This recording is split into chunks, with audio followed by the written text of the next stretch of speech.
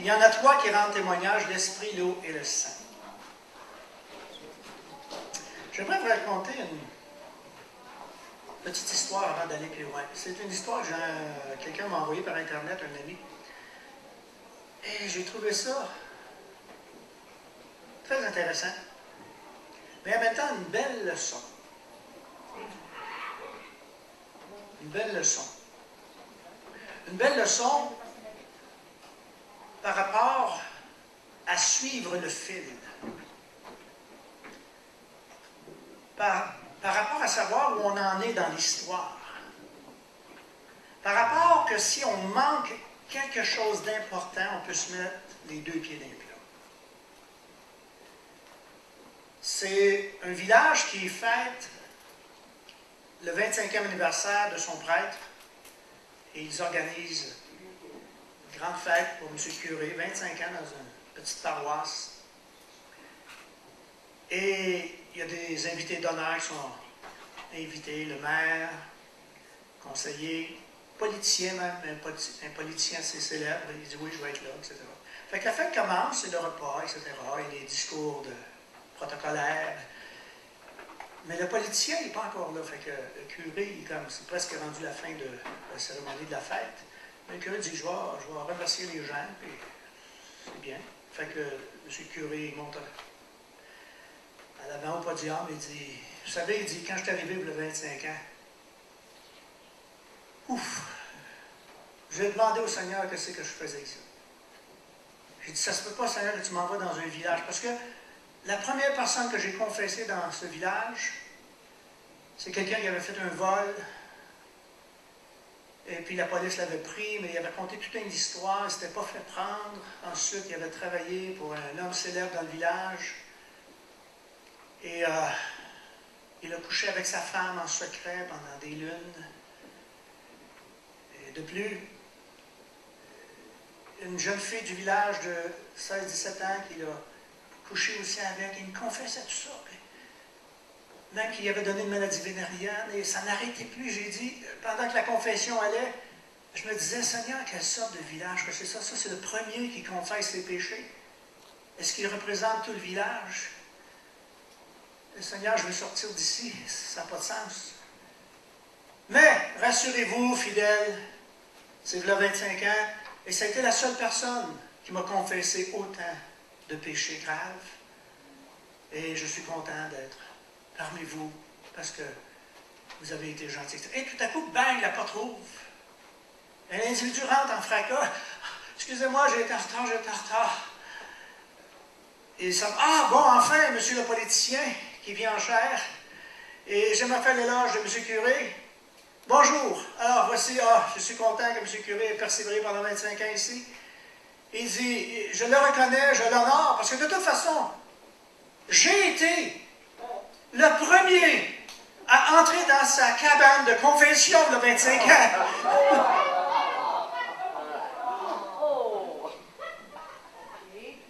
OK.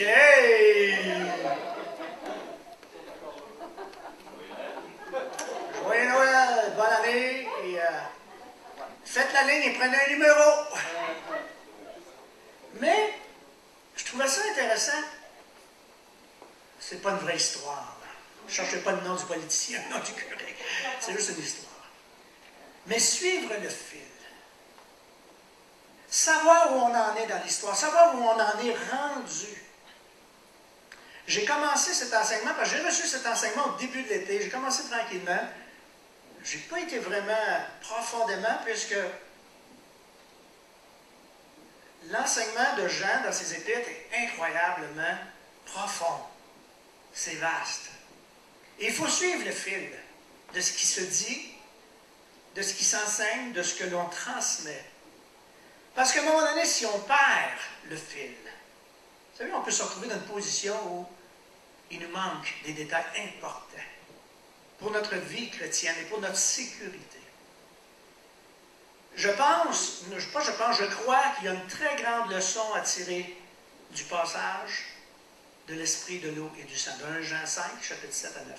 Il ne faut jamais oublier que tout est relié ensemble dans la parole de Dieu. C'est un livre. Ce n'est pas plusieurs livres, même s'il y a 66 auteurs. C'est un auteur à la base.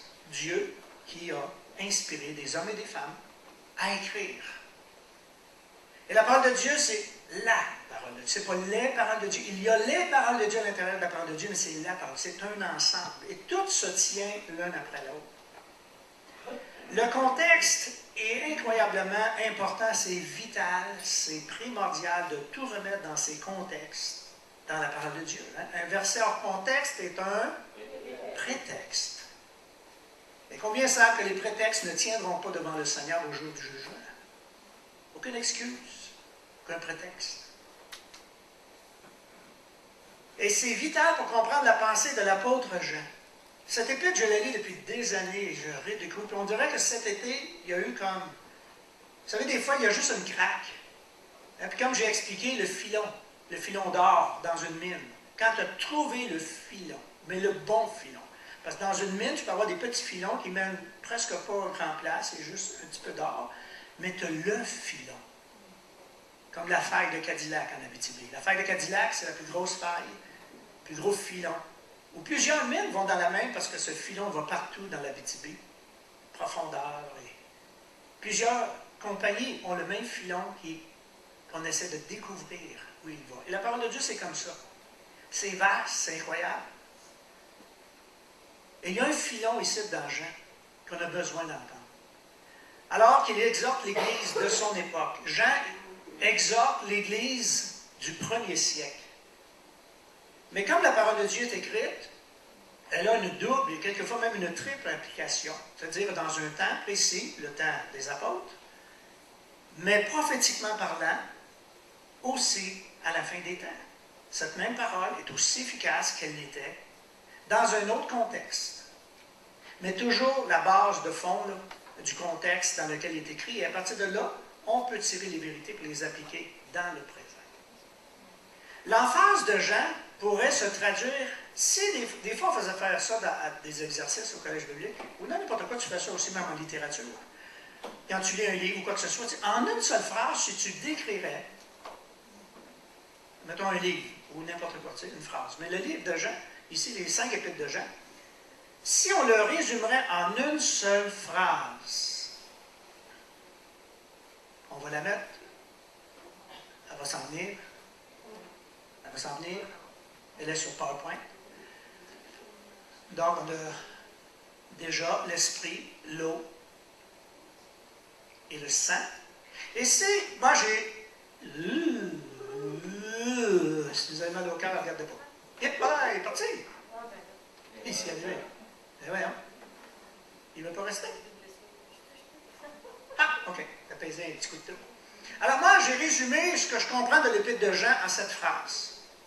Jean nous dirait, en introduction, comme, voici le modèle de foi et de pratique sur lequel vous pouvez établir la véracité de votre propre foi, de votre salut, et même celle des autres.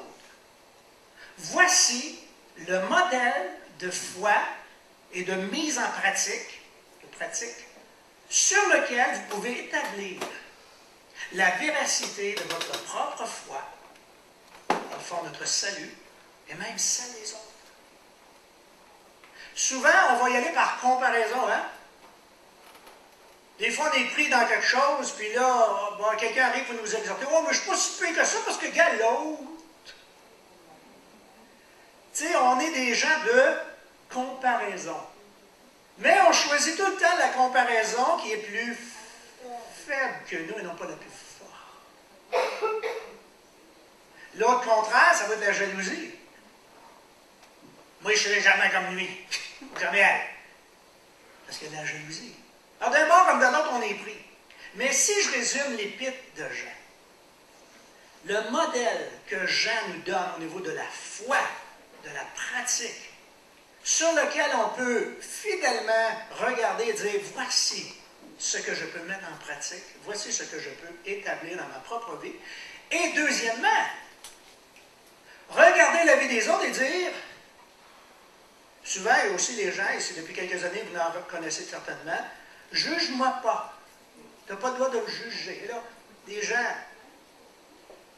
s'esquive ou essaie de ne pas se sentir condamné, ou peu importe. Et, bon, il y a une marge où, bien sûr, on n'est pas appelé à condamner les autres, mais on est appelé à s'examiner. La Bible dit dans 2 Corinthiens, « Examinez-vous vous-même. » J'ai déjà expliqué que ce passage-là, on peut le prendre en 2 façons. C'est-à-dire, examinez-vous vous-même, c'est-à-dire, mets-toi devant un miroir, et regarde-toi. Mais ça peut aussi, le verbe est incertain, mais ça implique peut-être que le vous soit examinez-vous vous-même les uns les autres. Et dans le fond, ça suggère, même, pas ça suggère, veut dire, il y a un parallèle avec d'autres passages où ça dit exhortez-vous les uns les autres. T'sais, s'exhorter tout seul, là, ça fait pas mal. Hein, je m'exhorte, moi, là.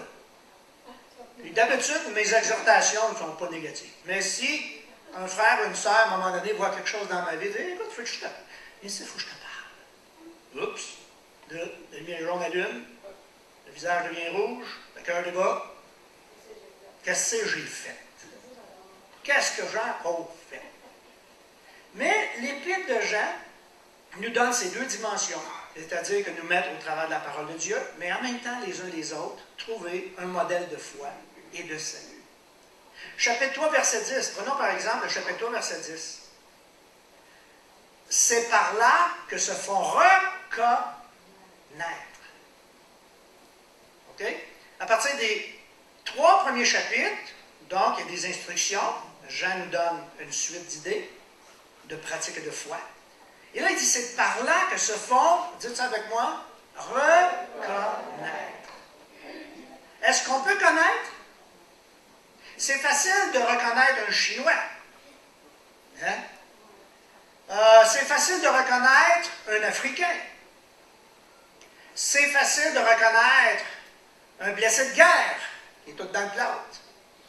Mais, on pourrait dire plein de choses. C'est facile de reconnaître un docteur. Bien, ça va. C'est pas facile de reconnaître un pasteur.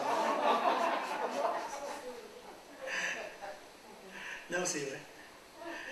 Une fois, j'avais dit ça à quelqu'un, un chauffeur d'autobus, je m'en allais à quelque part, puis j'ai dit, je suis pasteur. Il dit, ouais, toi, t'es pasteur, moi, je suis le mec à mort. C'est pas, je ressemble à pas un pasteur. Selon sa conception. Non, t'es correct. Enchanté de te connaître, Mickey. OK. Mais dans l'ensemble de l'Église, hein, souvent, on va rencontrer des gens, puis tu aimes le Seigneur, ou tu connais Dieu. Oh, je connais Dieu. Tu vas-tu à l'Église? Non, je n'ai pas besoin d'aller à l'Église. Puis là, on se dit, on n'a pas de juger, c'est son affaire. Mais, en tout cas, on pourrait aller bien loin là-dedans. Mais juste vous dire quelque chose. Ici, le chapitre 3, verset 10, c'est par là que se font reconnaître. Et le mot reconnaître, je ne vous ai pas donné toute la densité du grec, mais c'est vraiment mettre à nu, exposer. C'est par là que se font exposer, c'est par là que se font déterminer les enfants de Dieu et les enfants du diable. Jean est très précis dans la reconnaissance entre ce qui vient de Dieu et ce qui vient du diable. Être enfant du diable veut dire quoi? Ça veut dire que ça va mal à la chambre. Ça veut dire que tu n'es pas dans la bonne game.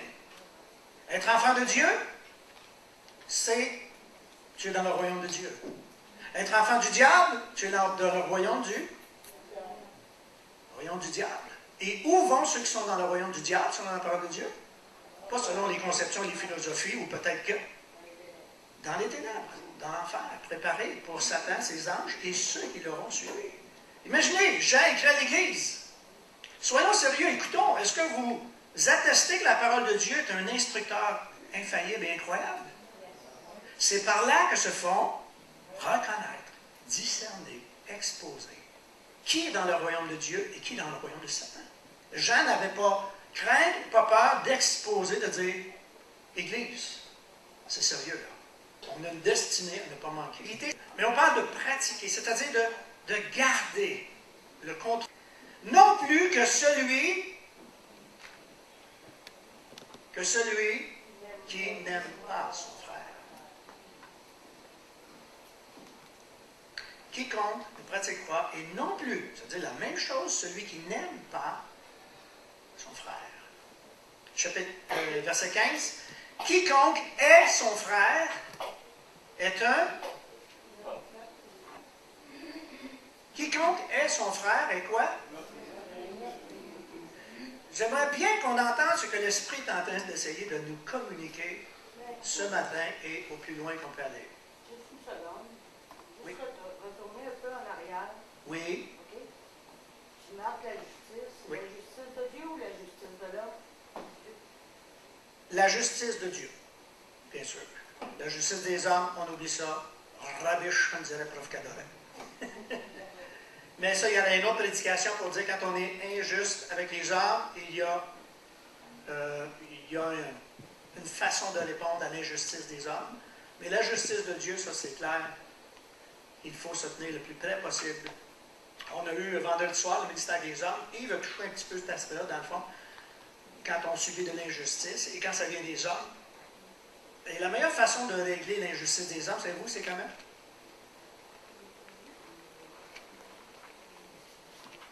C'est de faire comme l'apôtre Paul a dit, en toutes choses, je continue à te louer. En toutes choses. Peu importe ce qu'il y a.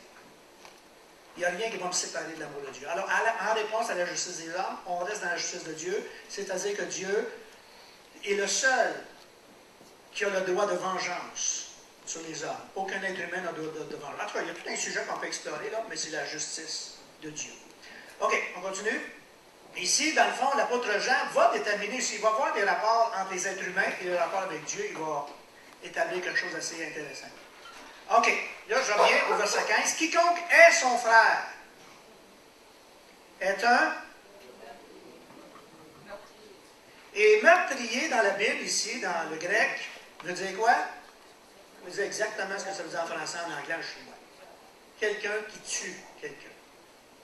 Sans le droit, il n'y a aucun droit de meurtre ou de mort donné à les hommes. Et vous savez qu'aucun meurtrier, et ça c'est jeudi matin je pense, je méditais là-dessus, puis je suis allé voir Manon dans son coin de prière, puis dans le mien, puis ça m'a frappé.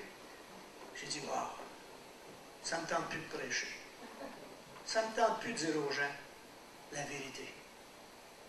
Parce que la vérité, elle est pesante, quelquefois. Et surtout si on a quelque chose en dedans de nous autres qui nous dit, watch out. Pas que je suis un meurtrier, là. Quiconque est son frère est un. Et vous savez qu'aucun meurtrier, écoutez bien ça, ce que Jean nous dit, là. Aucun meurtrier n'a la vie éternelle demeurant en lui. Une autre traduction, oui?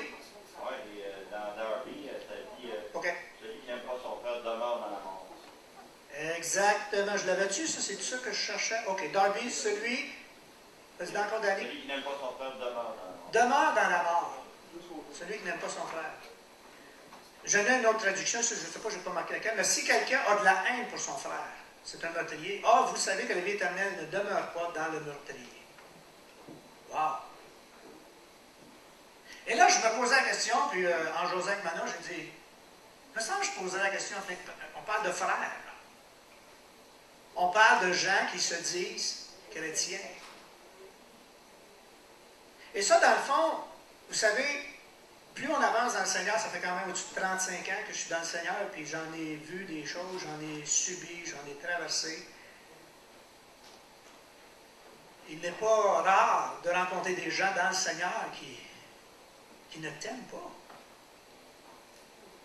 Et là, quand je lis ça, je me dis, et moi, je me suis fait devoir le bien des années, parce que c'est sûr, quand on subit de l'injustice, quand on se fait attaquer, quand on se fait ridiculiser, quand on subit des préjudices, est-ce que c'est facile d'aimer? Il n'y a rien de facile dans l'amour. Et je vous dirai encore davantage, il n'y a aucune trace d'amour dans chacun de nos cœurs. L'amour vient par Jésus-Christ et par l'Esprit de Dieu. Et dans cet amour, il y a un apprentissage de contrôle, non pas de l'amour, mais le contrôle de nos interactions, de nos sentiments, de nos pensées, le travail de l'Esprit, qui est le fruit de l'Esprit de Galates 5. Mais comprenez-vous que si un jour une seule personne dans l'Église ou dans le corps de Christ, j'ai de la difficulté à aimer, je porte le manteau d'un meurtrier. Et porter le manteau d'un meurtrier, il y a une référence, écoutez, là, dans Jean, vous allez voir ça, à un moment donné, il parle de Caïn et Abel. Vous savez ce qui est arrivé, hein? Caïn a été frappé, a eu un saut. Vous allez voir, c'est un meurtrier. Il a erré sur la terre parce qu'il avait été meurtrier. Maintenant, on ne le voit pas, ça. Nous, on n'a pas de saut de meurtrier, ou les gens que l'on rencontre n'ont pas ce saut de meurtrier. Mais au travers de la parole de Dieu et au travers du manque d'amour, est-ce qu'on peut dire? Et là, je posais la question maintenant, je disais, est-ce que tu aimerais ça, toi, aller dans un environnement de meurtrier? Sachant que le meurtrier, moi, un jour, vous savez, des fois, on se dit, ah, il n'y a pas de problème, tu sais. C'est pas moi, c'est lui. Mais un jour, j'ai un ami, moi, Macduff. Macduff, qui il avait un club, le Robert Barcelone à Saint-Henri. Puis, Macduff, il était dans la porte dehors du club. Pas de danger dehors. Si tout le temps ça se passe, les bandits dehors, il n'y a pas personne. Tu sais, il est juste dehors, il fait une cigarette. Je ne sais pas ce qu'il faisait, Macduff. Et là, quelqu'un est arrivé avec un fusil, puis il a tiré dans la porte. Il était où, lui? Il était dans la porte. Il n'était même pas dans le club, il n'était même pas en chicane avec personne. Hey, j'ai dit, OK, moi, ça ne me tente plus d'aller les clubs. Je pense qu'à partir de ce moment-là, je ne sais plus, là, mais j'ai commencé à moins fréquenter les clubs. Parce que tu ne peux même pas être dedans, mais tu es dans un environnement de meurtrier ou de mal.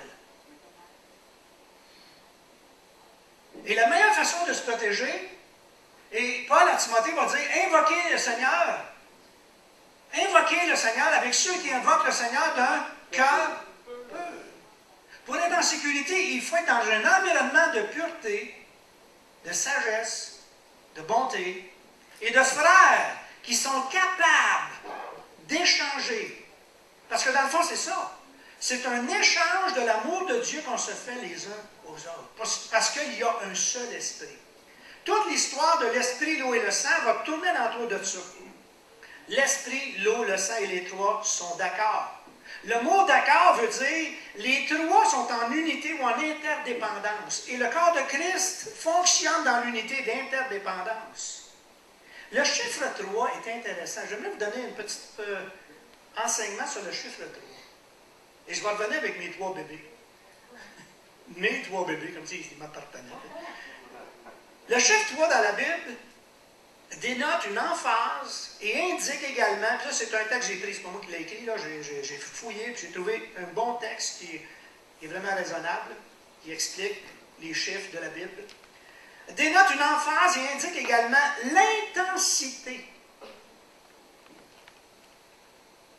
Si les déclarations de 2 personnes à propos d'une même affaire suffisaient pour entamer une action judiciaire, l'attestation de 3 renforçait encore le témoignage. Là, ou 2 ou 3.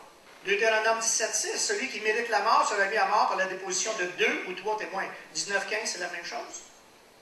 Donc, 2 ou 3. Le nombre 3 est donc employé dans certains cas pour marquer l'intensité, l'accentuation ou une force accrue.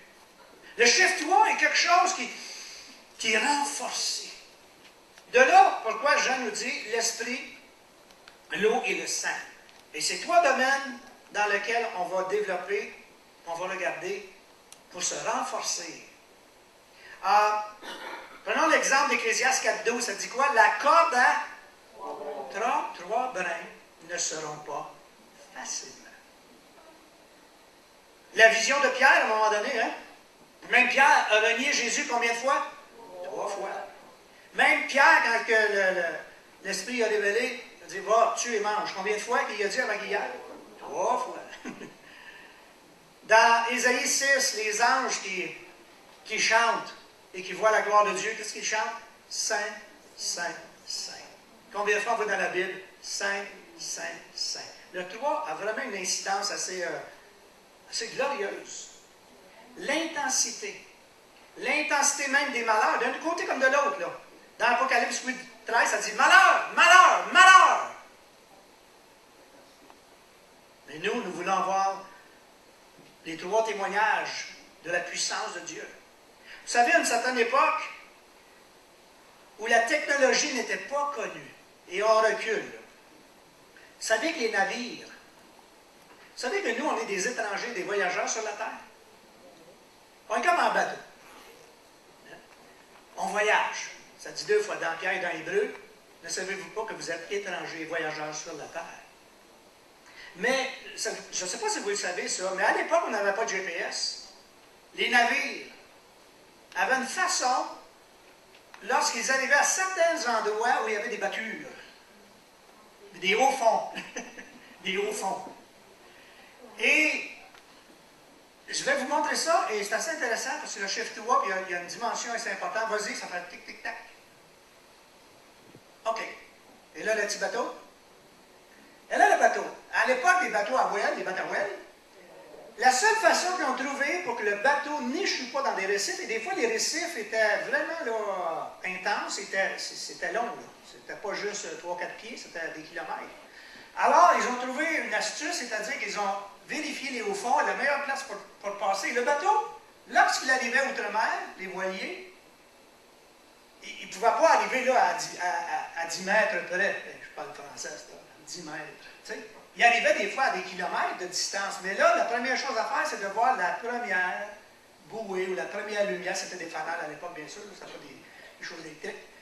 Et les gens entretenaient les lumières. Et la première lumière qu'ils voyaient au loin, qu'est-ce qu'ils faisaient? Elle pèse encore.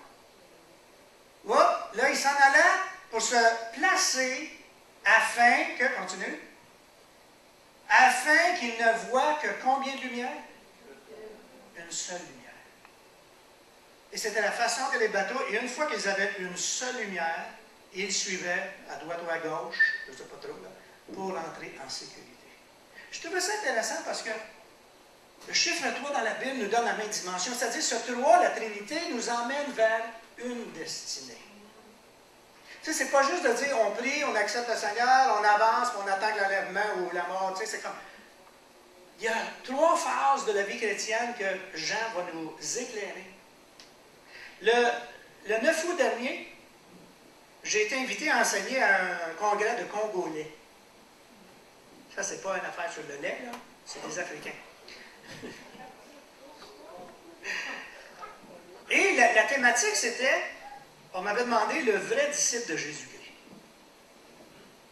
Ah, OK. Fait que je n'avais rien de concret là-dessus. Fait ce que j'ai fait, j'ai prié, j'ai commencé à travailler ça. Et même, je me souviens quand je l'ai prêché, puis là, je suis arrivé avec un paquet de notes comme d'habitude, là, c'est comme, wow, j'ai trop de stock, mais en tout cas, j'ai délivré. Mais même quand j'ai délivré ça au Congolais à Montréal, on était à 2 blancs sur 150, 200 noirs, c'était facile de nous trouver. Même j'ai dit au Congolais, au pasteur, j'ai dit, wow, hey, je me bénis juste en vous l'enseignant. Parce que j'ai développé quelque chose, j'ai trouvé des choses, et wow, j'ai dit, même que je revienne à Valleyfield, il va falloir que je réexplore, que je réenseigne ce qu'est un vrai disciple de Jésus-Christ. Vous savez, quand j'ai fait l'étude, je me suis aperçu que la formation de disciples, aujourd'hui on parle beaucoup de formation de disciples, c'est effrayant, il y a toutes sortes de choses qui se font avec les médias aussi, puis tout l'appareillage, la technologie. On peut rester chez nous, puis suivre une étude, une formation, recevoir un diplôme, puis se partir à une église, puis bonjour la visite. Puis, Mais en regardant de plus près comment le Nouveau Testament, comment Jésus, comment les apôtres se sont organisés pour la formation des disciples, c'est vraiment à 100 lieues de ce qui peut se faire sur la planète présentement. Le vrai disciple de Jésus-Christ. Même, je dirais qu'on est plus en mode de production qu'en mode de... OK, on peut aller plus loin? Je pense que je l'ai. OK, le petit bateau est rendu. Êtes-vous content? Applaudissez, le bateau s'est rendu. Ça, c'est vos vies, ça. Vous le rendez dans la vie éternelle. L'autre, encore 2 minutes. OK, là, c'est quoi? OK, enlève-les. Ça, la semaine passée, je vous l'avais dit, mais je vais la ramener pour être sûr qu'on comprend bien ce qui se passe. Avant ça, le mode qu'on a aujourd'hui, ce que j'ai remarqué, c'est un mode de production. On produit au niveau du profit, de la quantité, et même c'est impersonnel. Parce qu'on peut suivre des formations dans l'impersonnalité. Hein? Tu vas sur Internet, tu as un contenu, et c'est impersonnel. Jésus n'a pas formé impersonnellement. Jésus et les disciples par la suite, lorsque l'Église a continué, ont formé. Paul à Timothée dit, je n'ai pas mis le verset, mais il dit, ce que tu as entendu de moi en présence de beaucoup de témoins, transmets-le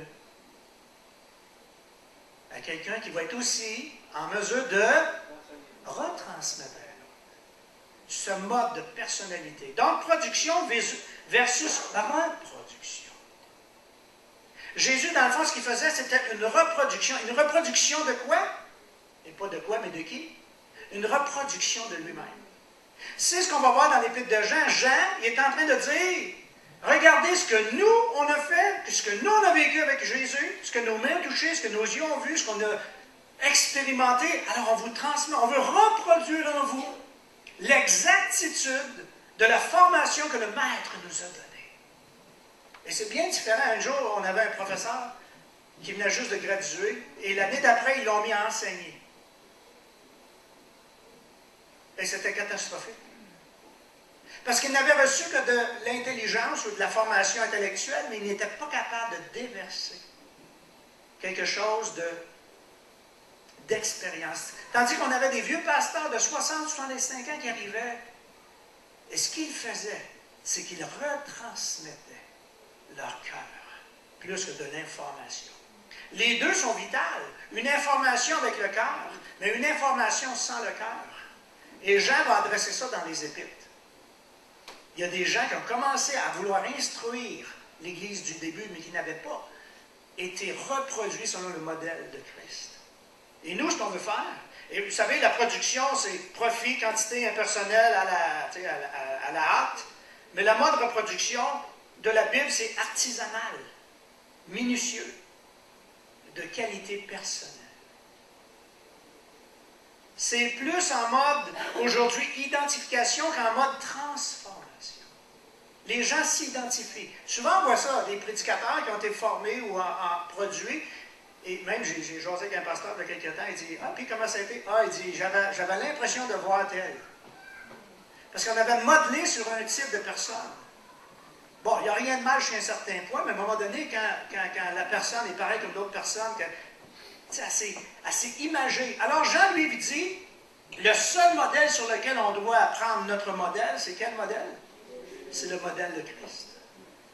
Les modèles, selon les hommes, peuvent donner une certaine référence, mais le modèle, la personne sur laquelle on s'identifie, qu'on va chercher toute notre saveur et ce que l'on est, c'est Christ. La citation, je reviens sur la citation. Ok, tu l'avais là. Non, je reviens de quoi sur la citation? On va juste finir avec un verset. Marc 3,13. Un verset et une histoire.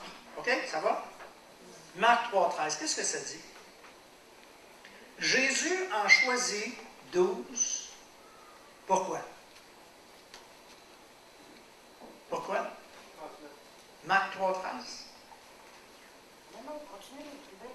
Il en choisit 12 pour les avoir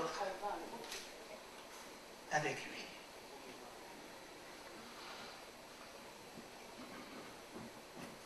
Il en établit 12 pour les avoir avec lui. Il en choisit 12 pour les avoir avec lui. Une fois que la formation soit terminée, afin qu'il les envoie prêcher, avec même le pouvoir de chasser les démons, guérir les malades, etc.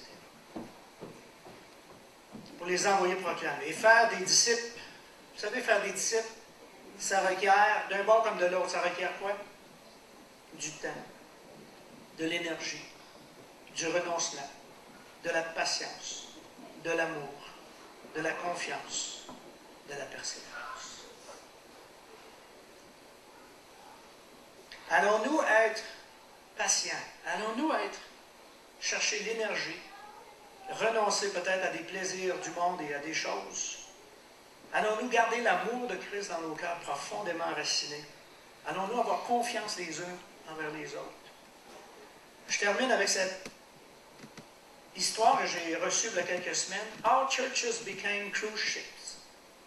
En français, c'est comment les églises sont devenues, puis je trouvais ça intéressant avec le petit bateau, là, comment les églises sont devenues des bateaux de croisière.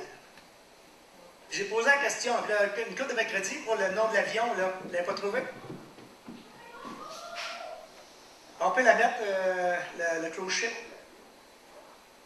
OK, c'est beau, avec lui. OK, on continue. Stop! OK, non, vas-y l'autre. The Havilland Comet. Savez-vous c'est quoi The Havilland Comet? Allez-y, vas-y, pèse dessus. En 1953, le Havilland Comet est le premier avion de ligne transportant des touristes d'une mer à l'autre. On peut le mettre? C'est un Britannique. Mais l'article dit « All churches became cruise ships ».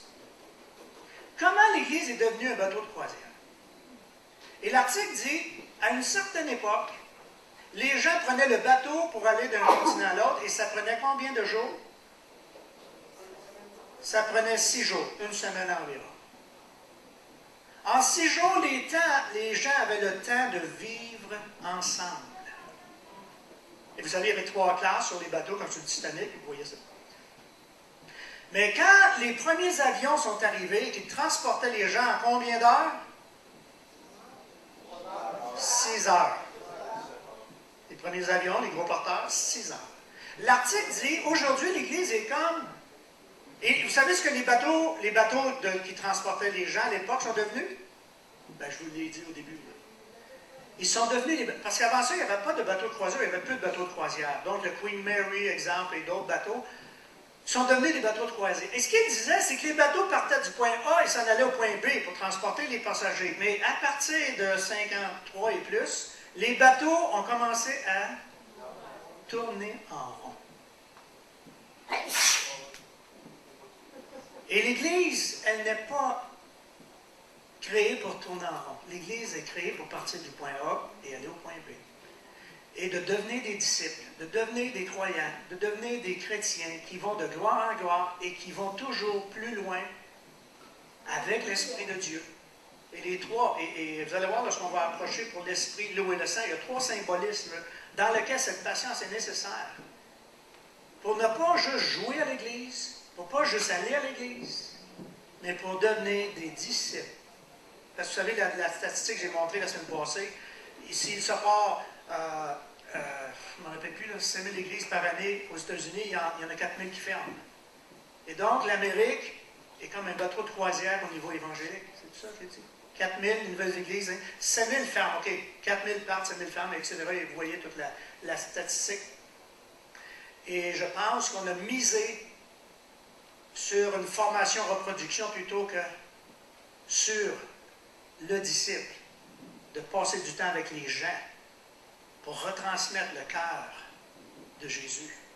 Jean, c'est exactement ça dans ses épîtres qu'il est en train de dire à l'Église. Ce que mes mains, ce que mes yeux, ce que mes oreilles, et nous vous l'annonçons afin que notre joie,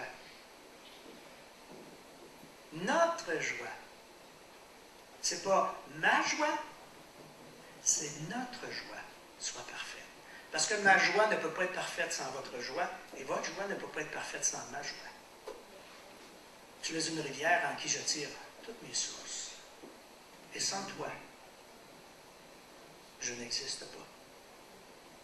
Et sans moi, tu n'existes pas. Et la journée qu'on va vivre ça, là, exactement comme Jean nous donne instruction. Cette joie de complémentarité-là, ce n'est pas juste une joie passagère, une joie émotionnelle. C'est une saturation de savoir qu'on marche dans la volonté du Père. Et là, le Père peut venir. Et là, on peut entendre, demande-moi, peu importe ce que tu veux, je vais te l'accorder. Bien sûr, on ne demandera pas des choses pour juste se bénir. On va demander des choses pour bénir le peuple. Pour voir des saluts, pour voir des gens guéris, touchés, transformés. Alors, je m'efface. Et Jean dit, c'est ça qu'il est en train de dire, on s'efface et on laisse Christ transparaître. C'est vers ça qu'on s'en va. Amen? Alléluia. Levons-nous. J'aimerais ça être rendu à